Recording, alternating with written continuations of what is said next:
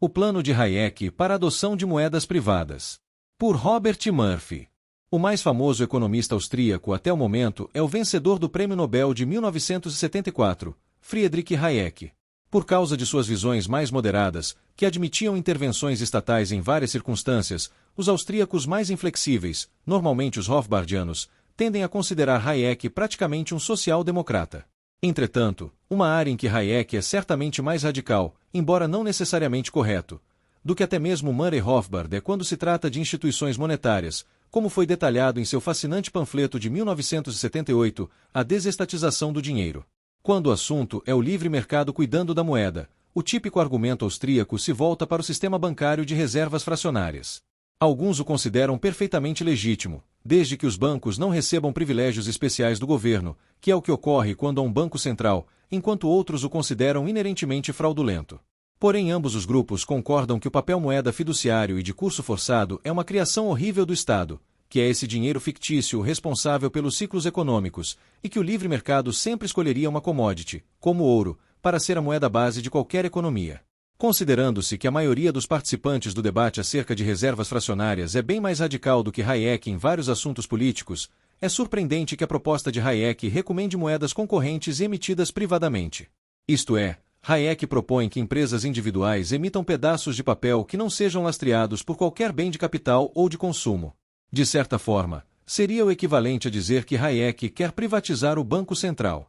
Como o leitor pode imaginar, essa proposta soa como absurda para quase todos, até mesmo para os austríacos modernos. Vamos lidar com algumas das grandes objeções a ela mais abaixo. Porém, em parte por causa dessa quase unânime rejeição, e em parte porque uma análise é sempre instrutiva, tentarei nesse artigo fazer a melhor defesa possível da proposta hayekiana. A proposta de Hayek. Hayek argumenta que, se ao menos os obstáculos governamentais fossem removidos, o livre mercado iria fornecer a quantidade, e a variedade, ótima de produtos monetários. Assim como as forças da concorrência levam a preços baixos e a qualidade superiores em toda e qualquer área, a concorrência na indústria do papel-moeda também levaria a moedas que seriam infinitamente melhores que suas congêneres produzidas pelo governo. Por exemplo, as moedas privadas seriam bem mais estáveis em seu poder de compra, mais difíceis de serem falsificadas e estariam disponíveis em denominações mais convenientes. Embora seja possível imaginar uma situação de equilíbrio em que o público já está de posse de vastas quantias dessas moedas privadas, é difícil conceber como essas moedas surgiriam e se estabeleceriam em primeiro lugar. Eis a parte mais engenhosa da proposta hayekiana, a qual, naturalmente, estarei adaptando para um cenário mais atual. Inicialmente, uma empresa privada poderia imprimir, digamos, 1 milhão de pedaços de papel, que obviamente seriam difíceis de serem falsificados por alguém de fora, com uma simpática gravura de Hayek neles. E então essa empresa prometeria contratualmente redimir cada Hayek, a qualquer momento, ou por $10 ou por 80 yuanes chineses. Assumindo-se que a empresa possua ativos substâncias e que as pessoas estejam confiantes em sua capacidade de redenção de Hayeks, os Hayeks em leilão irão ser vendidos por pouco mais do que $10. Isso porque os Hayeks irão sempre valer pelo menos $10, mas eles poderão valer mais se e quando o governo chinês deixar o yuan se apreciar contra o dólar.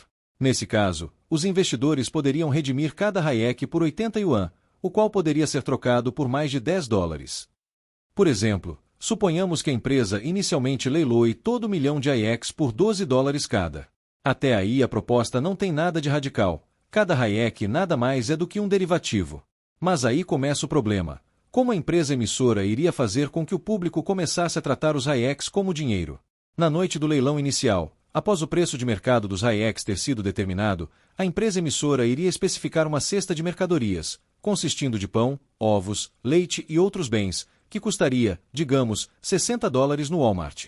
A empresa então anunciaria ao público o seguinte compromisso não vinculante: utilizaremos os ativos de nossa empresa para ajustar a oferta existente de Hayeks de modo que 5 Hayeks irão sempre, à medida do humanamente possível, ter o poder de comprar essa cesta específica de mercadorias. Mas à medida que o tempo fosse passando, o dólar americano e o yuan chinês iriam, como é tendência, se depreciar em relação aos bens e serviços. Em particular, o preço em dólar de uma cesta específica de mercadorias iria aumentar. Enquanto os Hayeks continuassem sendo valorados unicamente em termos de seus laços com o dólar e com o yuan, seu valor também começaria a cair.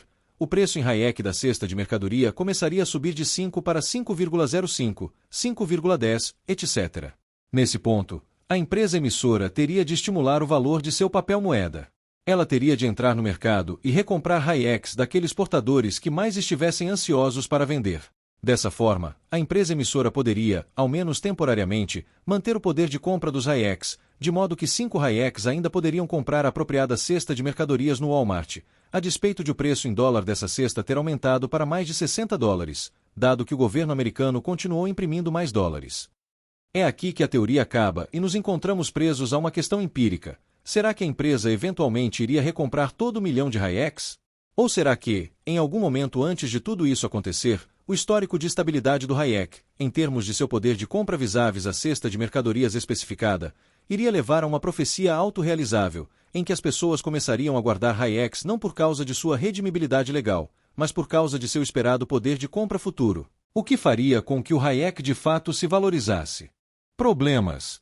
A proposta de Hayek foi compreensivelmente tratada com desconfiança. Murray Rothbard argumentava que ela violava o teorema da regressão de Mises, que demonstrou que todo dinheiro, mesmo papel-moeda fiduciário governamental, deve em última instância derivar seu poder de compra de algum laço histórico que esse dinheiro tinha com alguma commodity ainda na economia de escambo.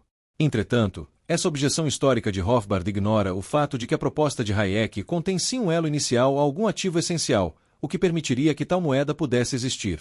Rothbard também contesta dizendo que não é toda atividade governamental que deveria ser privatizada. Por exemplo, coleta de impostos, tortura de prisioneiros e emissão de papel-moeda de curso forçado.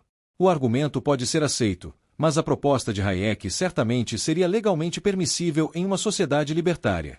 Mesmo aqueles que consideram o sistema bancário de reservas fracionárias uma atividade fraudulenta não encontrariam violação de direitos de propriedade na proposta de Hayek. Eles simplesmente teriam de argumentar, e trata-se de um argumento persuasivo, que qualquer empresa que tentasse fazer circular seu próprio papel-moeda iria à falência.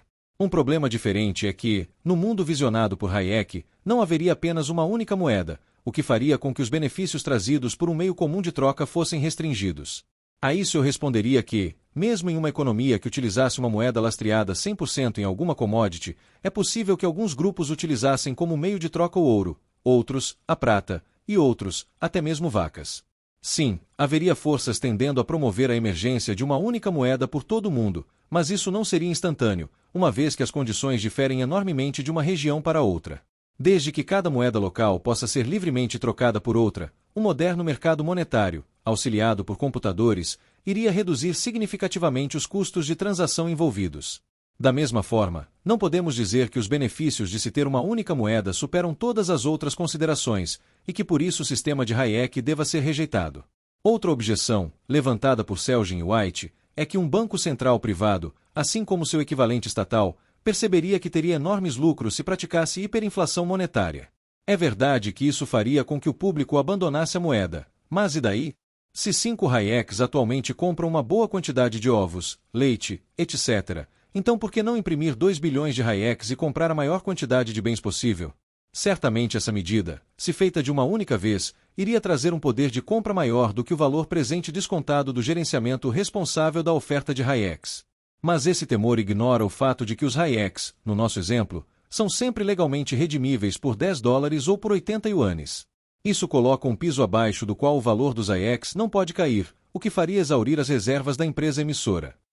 Outros economistas reconhecem esse fato e refinam sua objeção dizendo que, eventualmente, as moedas dos governos terão se depreciado tanto que essa restrição rapidamente se tornará impotente. Ironicamente, é aí que outra das supostas deficiências, a saber, a multiplicidade de moedas, vem em auxílio.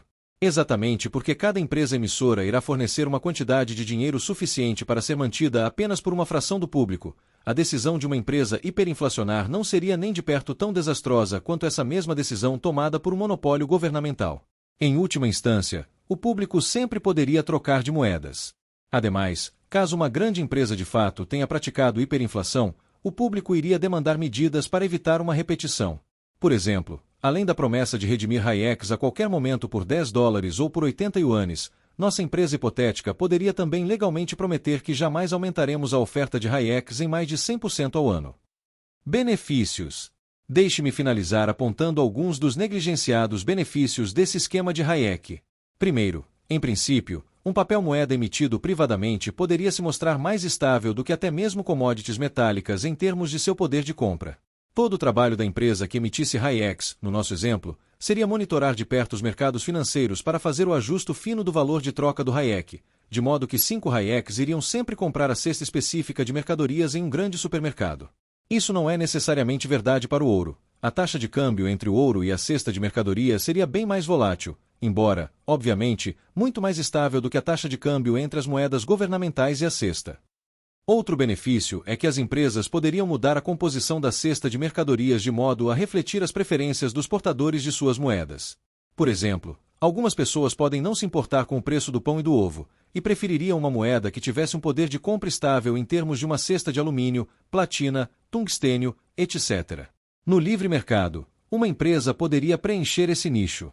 Outra característica interessante do sistema de Hayek é que os portadores do dinheiro iriam eles próprios obter vantagens com a inflação da moeda, ao invés da empresa emissora.